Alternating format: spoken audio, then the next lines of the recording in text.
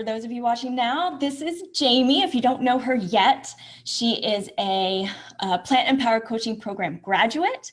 And the exciting news we have today is that also Jamie's coming on board the Sexy Fit Vegan team and doing some mentoring and working on some projects with me. And she's going to be more active right here in the Empowered Vegan Life group as well. So expect to see her doing some motivational Monday posts and just some really powerful stuff. So I am really excited to have you here again, Jamie, and that you are coming on board our team. Like, we are building this unbelievable, phenomenal team of what we call badass vegan warrior queens. That's right. That's what we call ourselves. That's who we are. So welcome.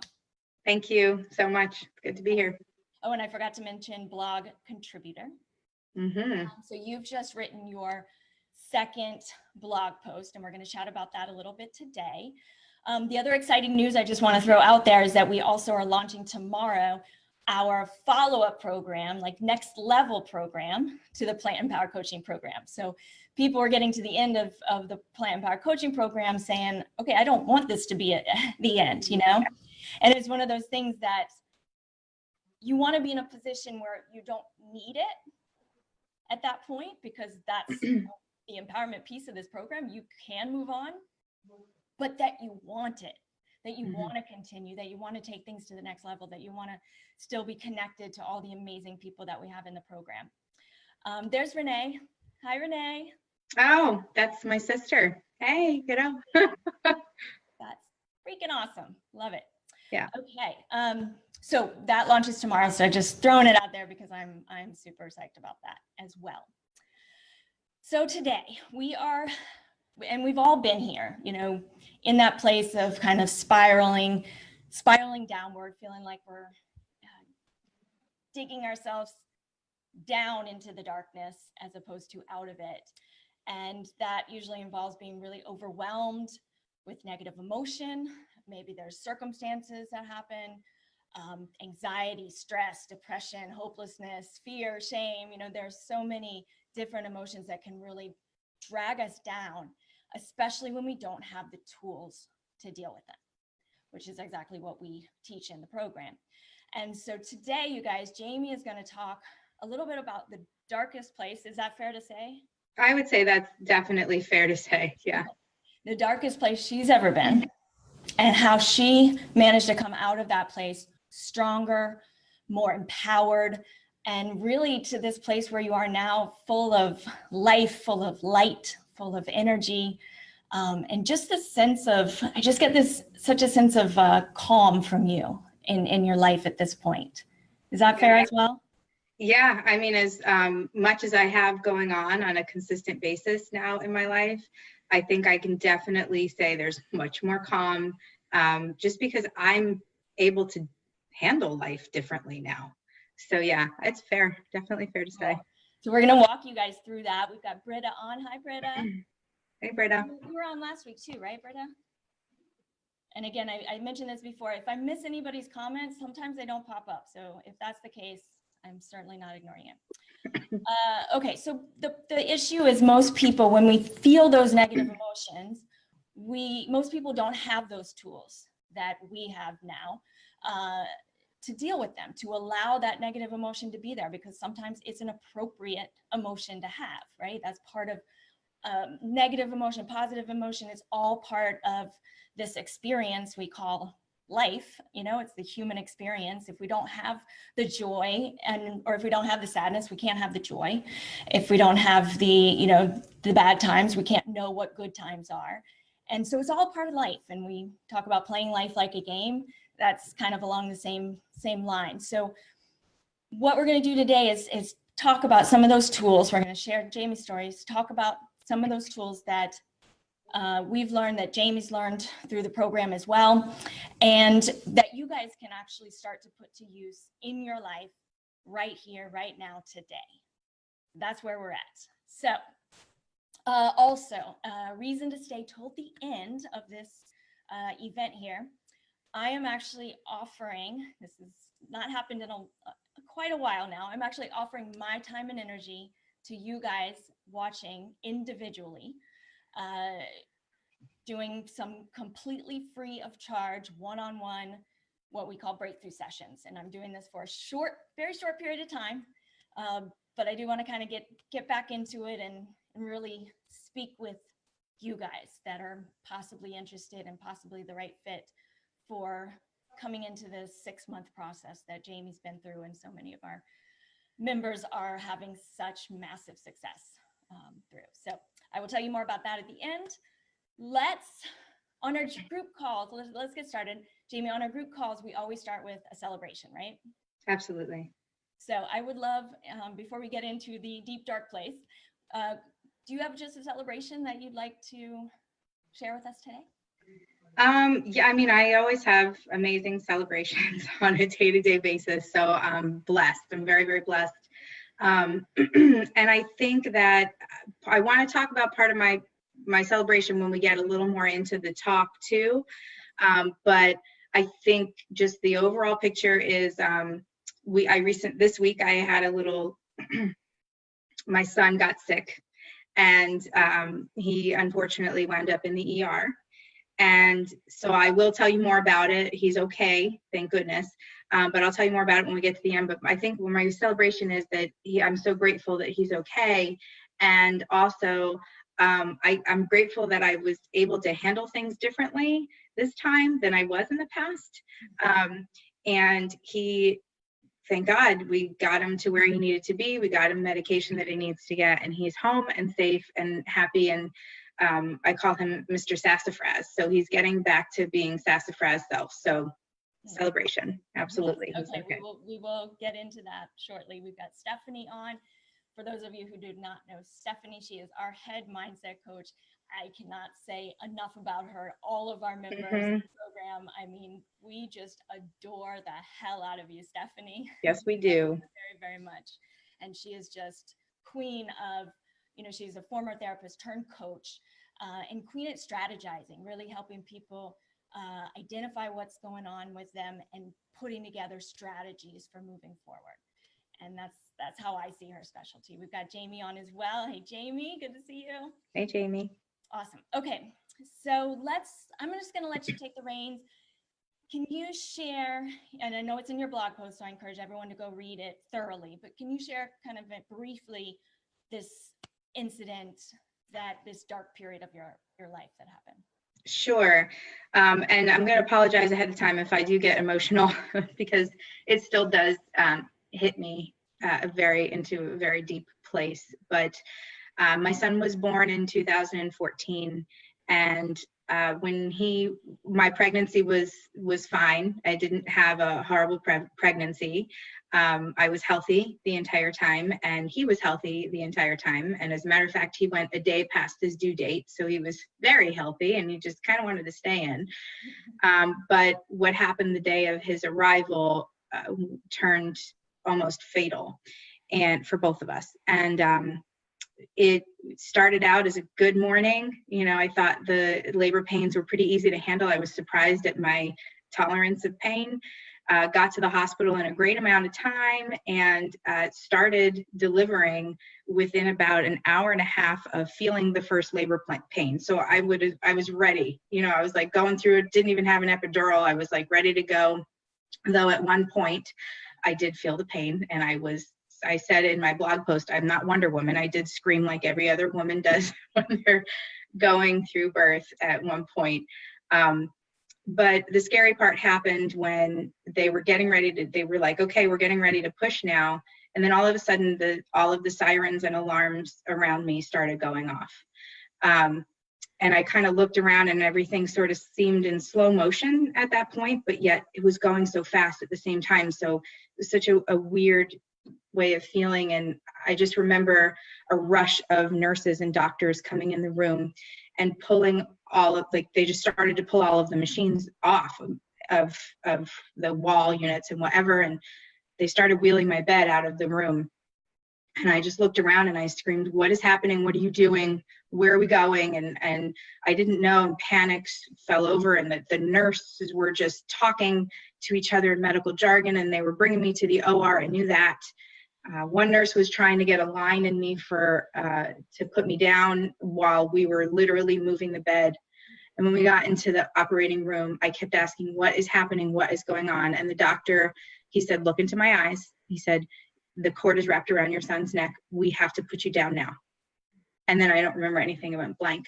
And when I woke up, which was, a couple of days later, the doctor informed me that my son was void of oxygen for a great amount of time, and that there would be some negative implications of that, most likely, that as children have when they come out and they've lack of oxygen. And he said, once you're a little bit more stable, I will tell you about those things. He said, but you also suffered a great deal and you had a near mortality. So it took a bit to save your life. I was informed that my son was born with, I had developed a 3-pound fibroid while he was in my uterus, and he was in front of it, so they didn't see it on the ultrasound ever. But what it resulted in was a twin-like birth without them being prepared for it. It helped me to lose a lot of blood.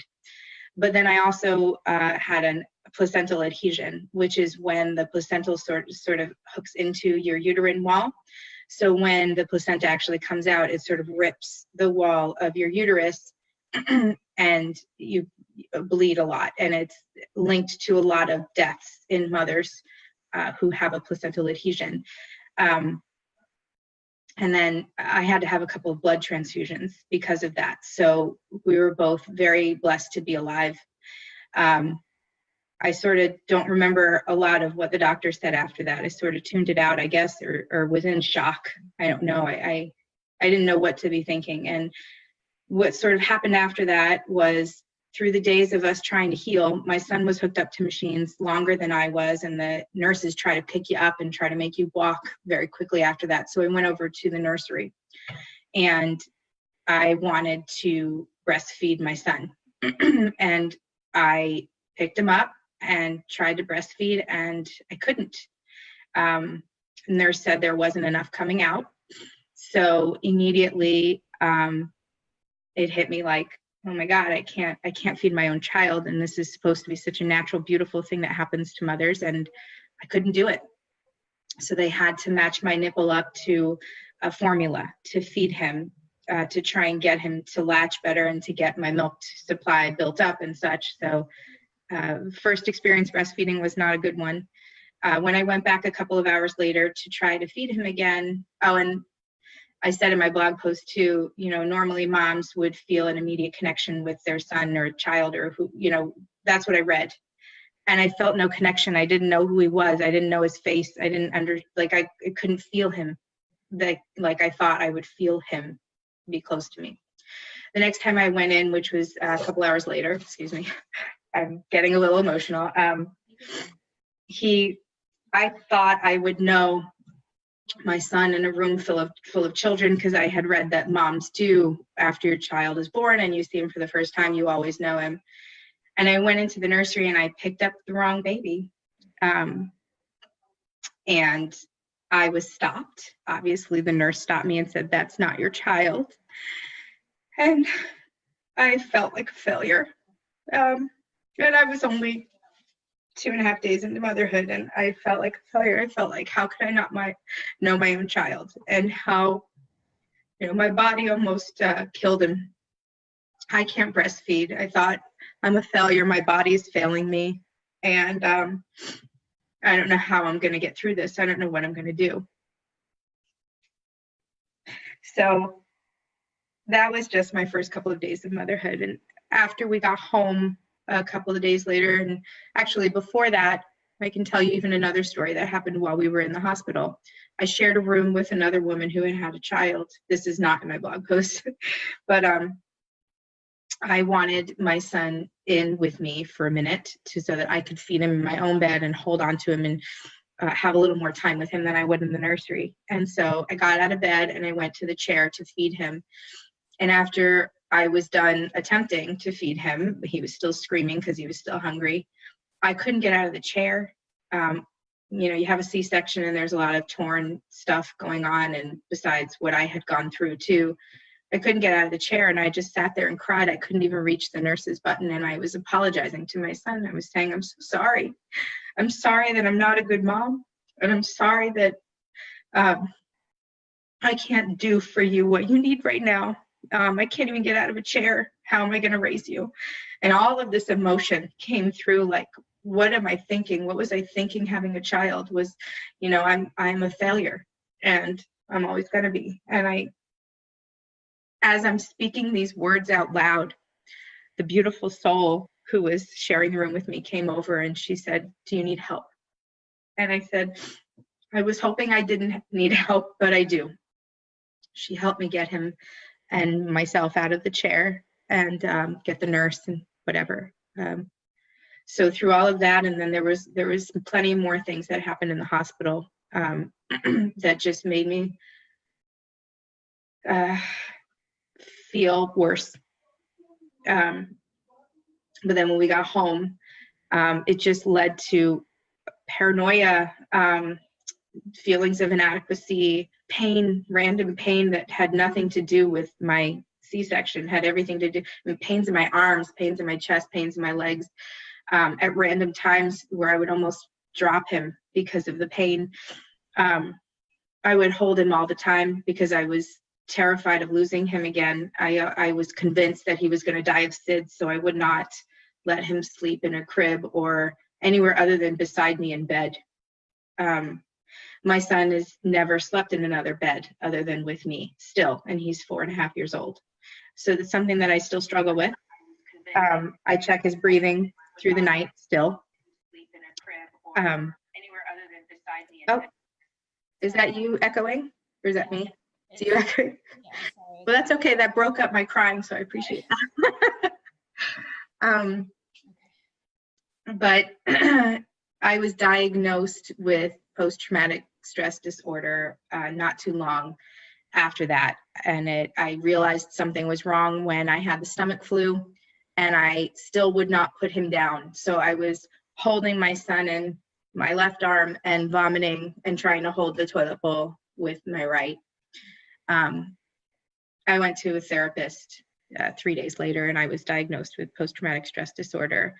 And I didn't understand how much that affects a person until I started to understand what the diagnosis meant more. And there's plenty of stories that I have. I don't know if you want me to continue or if you have certain questions you want to gear. Yeah, no, and sorry about that. I'm trying to get to a place where I can see the comments because people are commenting and I'm not able to see them all, which is very frustrating. But no, so wow. I can only imagine how hard it is to be here. I mean, just talking about. Is this something that you've been able to talk about a lot to many people? No. As a matter of fact, my sister, who's on right now watching, the first time she understood was when I wrote the blog post and I sent it to her. They've seen me and they knew that I was a shell of myself, and they knew how empty I was, and they saw the fear. I mean, when I had moved from California to Florida to be with my family about a year after my son was born, and I was suffering so that my sister reminded me that when I first got there, it took her about 15 minutes for her to convince me that she can watch my son while I go take a shower, because I was not okay with him not being in the same room with me still. So they saw, but they didn't know the story, and now they do. Now they do. Wow. And what was it that allowed you? Sorry about my dog in the background. I don't want to. What has allowed you to be able to start sharing this at this point? And you didn't do it small either. Like when I shared my story about my struggles, I did a blog post, and I hadn't really talked to anybody about it. So what's allowing you now to be able to talk about this as hard as it still is? Yeah, so I learned a lot during the Plant Empowered coaching program. I learned about myself mostly and how I do things. in life. And Stephanie was a huge help for me. Stephanie, the main coach there, I shouldn't say the main coach, I should say I'll just say the main coach, because she was with me through all of it. And she taught me a really amazing tool to help me with my anxiety way in the beginning of me starting. And I call it, I don't know what it's really called, but I call it if this, then that, because it was the easiest way for me to identify it. So this is a tool. Like, I just want to let everybody know this is a tool that you can start using yourself. So yes. Please. Yes. And I highly recommend it. It's helped me move through many anxiety situations, and it still helps me. But basically you identify, okay, I came out to her once and I believe I said, oh my gosh, I'm terrified to take my son to the movie theater. He wants to go see this movie and I promised him we would go see it, but I'm terrified of taking him. And she would, why are you terrified? Well, because I'm afraid that there's a big crowd there and he might let go of my hand. And then what if he lets go of my hand and then all of a sudden he's gone? And I went on this long-winded what I was afraid of. And so we broke it down and she said, okay, so let's go back. If he lets go of your hand, what will happen? If this, then that. So I would say something like, well, if he lets go of my hand, then I would look down and see where he is. And she said, exactly. Okay, so then if you see where he is and he's right next to you, then what? And so we literally broke it down into pieces. So that's sort of like the reality of what would happen begins to match up with my crazy manifestation of what I thought would happen. And then they can align. And then it kind of eased my anxiety for me to be able to move into a situation that I anticipated. And then I can anticipate it in a different perspective. Yes. So that was a huge tool. That was one of the most amazing tools I've learned. And then I will say this over and over again. Oh, yeah, no, I was just going to say that spiral, we talk about once you get it in your head and you start spiraling out of control of the ifs and what could happen and the anxiety and all that. Absolutely. And so that helps me to not spiral out of control. And I will say, initial reaction, I don't think that ever changes in an individual initial reaction. I think it's always going to be this anxious thing that happens in me. But at least I don't spiral out of control now. I can at least say, okay, so now if this, then that. And a piece of that I also want to highlight on is the power of the pause, which is really taught a lot throughout this program. Another tool. I know. Those are my two favorites. The power of the pause for me means take a breath. So when I feel my body doing the things that it does in an anxiety-ridden situation for me, I actually do a physical breath. I do okay. And then I can do the if this, then that, and I can sort of take it down a notch. But once I notice those feelings happening in my body, which I do now more than ever, I didn't before, it would be like out of control very quickly. Now I can stop myself, do the power of the pause, that breath, and then move into my next tool. And I really controlled a lot of my anxiety that way. So, yeah. And anxiety is, all sorts of anxiety, general anxiety, situational anxiety, that's a huge, huge sticking point for so many of our members, as it is for me, myself, in my own life, still to this day. Like you said, it's not that we're going to necessarily make those feelings go away. Right. But what it's going to do is allow us to gain control over them, to acknowledge them, to identify them, and to have the tools to then handle them. Because sometimes that means feeling anxious and being okay with feeling anxious. Mm-hmm. Or being sad or grieving and being okay with being sad or grieving. So yes. I sent out an email the other day. I was feeling all perky and positive, and we do a lot of positive work in the program. But I said I turned into that perky positive person that I always thought was so annoying. But it's not always that we are trying to turn the negative right away into a positive. No, that's not how it works. No. It's annoying when somebody says, no, just flip the switch and be okay now.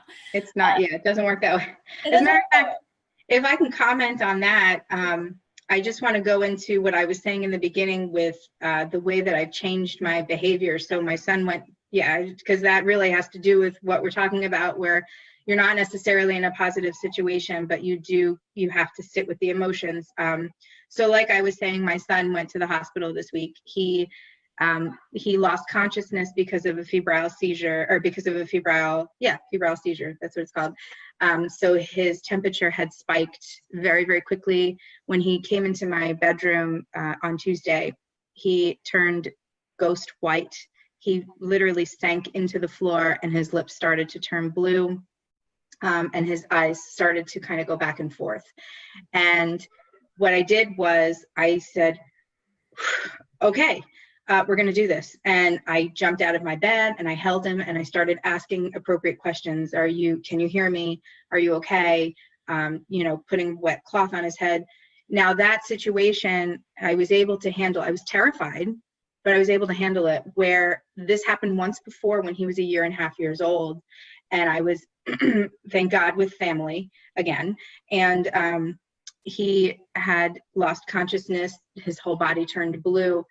And all I could do was scream for help. And I stood in one place, almost like there were cinder blocks on my feet. I couldn't do anything. My amazing little sister, who's not so little, I mean, I'm 40, she's she's not my baby sister, but she's always my baby sister. She ran up and literally took control of everything and said, it's okay. And she helped me through it, and my family called the police and I'm sorry, the ambulance, and got him through it. But the difference was I was paralyzed back then. Couldn't do anything, couldn't function through the situation. And when the situation lifted, I felt horribly guilty, like I had done something to cause it, and I couldn't let go of it. And I still have a hard time letting go of that situation. However, the situation that happened this week, I realized that I couldn't have done anything other than what I did after, when the situation happened. And I'm not holding guilt for it. I don't think it was my fault. I think it was something that happened. So I can separate it differently too. And that is the power of the program, truly, because I couldn't see that difference. I wouldn't have been able to have that difference taking on that situation if I didn't have the tools that I have now. Yes, I was going to say, when you came into the program, I mean, it seemed like every situation you put it on yourself. Yes, I was not enough. That's all that I ever felt. I am not enough. And still that the tagline comes up a lot with me, but I'm able to work through it differently. And now I know that I'm enough. I just have to remind myself. Whereas before I just thought I'm never going to be enough. And now I know I am. And that's the difference now. And Jamie said, been there, done that. It's so hard too when people don't understand what you're going through. Absolutely. Do you have, Alyssa sends a big heart. Hi, Alyssa. I'd love to hear what Jamie, been there, done that means for you, Jamie. But what I was going to say, Jamie. I know what you mean. The yeah. Jamie who's writing. Yes. Yes, Jamie's writing. Is that you're now able to separate. We talk about stories, right? Because everything that we experience, how we look at everything, is our own story that we create. Yes. And that's where the power comes in, because that story is still lingering for you, but you're not in it. You're not in the story. You're acknowledging that that's the story you've told yourself for so many years. And so, yes, it still comes up for you. Yeah. But now you can acknowledge that as a story. Does that make sense? Yes. Yes, absolutely. And I agree 100%. It's a perspective change. Yes. It's a shift in the way I look at it, for sure. All of my situations. So I still, like you said, the struggle never goes away. There's still a lot of things that I struggle with on a day-to-day that I'm working on getting through, but I am able to shift faster, and I am able to change perspective totally. So I work through everything in its time, Yeah. So the two major tools, your two favorite tools from the program that have really, really helped you. And we have a lot of tools throughout that program. Yeah. So I love that you can identify top two, if this, then that. Mm-hmm. That how Stephanie says it? I don't think she ever necessarily called it something. It's just that's what it looked like in my mind, was if this, then that. I love it. Well, thanks, you can use it. Yes, we're going to add that to the program. This is why you're joining the team, Jamie. Yeah. And then the power of the pause. Yes. And then I talk a lot about the self-empowerment coaching system. We have a whole coaching system that you can't implement until you get the pause, until you're able to take that pause, because that's the place that you will start using the system that we have. Mm-hmm. And I talk about that system. It's not a secret. I have it out there for you guys. We're just not focusing on it today. So Jamie, what would you say to people, anyone listening now who is struggling, who knows that they feel stuck, that maybe they're hiding, maybe they're not talking about whatever's going on inside of them that's allowing them to stay where they're at and not move forward powerfully in their lives. What would you say to someone who's resonating now, but is hesitant to take the next step, and the next step is to book a breakthrough session, which is where we go and explore. We really explore your struggles, really work on getting to the root of the issues that you're having, looking at what your dreams are and seeing if we can help you close that gap, right? Mm-hmm. And that's it. If we can tell you about the program. If it's not a good fit, we point you in a different direction. So there's really nothing to lose, but a lot of times fear of failure, fear of investing in yet another program that's not going to work, right? Because that's a waste. And there are so many fears and limiting beliefs. What would you say to somebody who's thinking about that? Gosh, there's a lot that I would say. I think first and foremost, I would say there's a reason I believe in universal divine intervention. And there's a reason you're here watching this now. And there's a reason this is coming up in your life. There's something, you're ready. That's where I'm going with it, is if this is coming up in your life, if you're watching what we're doing right now, this is spoken to you, it's resonating with you, it means it's probably because it's right now. And it's good to ask for help. That's a huge thing I want to say too. It's good because once you can start to lift the burden, you can actually start to live. It's a different type of freedom that I never thought I would have. It's worth it to invest in yourself. And again, I'm just going to reiterate, now is the time if this is what's resonating with you. The program is incredibly insightful, and it's a baby step program. So you're not taking these huge, insane leaps with who you are or putting yourself out there in a way that's completely uncomfortable. It's very caring, very nurturing program, and it literally helps you to be the best you can be. It's not about anybody else, even though it winds up being about everybody. It's about you, and it's about taking care of yourself.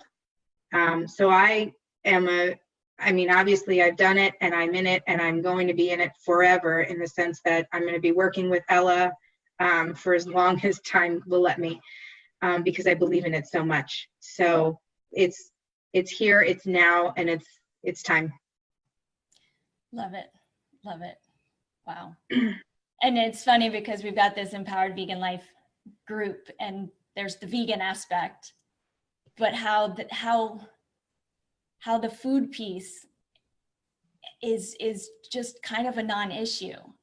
Oh gosh. Right? I mean, we go through the whole gamut of plant-based nutrition and helping you put together meals and all that stuff, but that's the easy part. It's these, in food issues and having that unhealthy relationship with food is just a symptom for having an unhealthy relationship with yourself.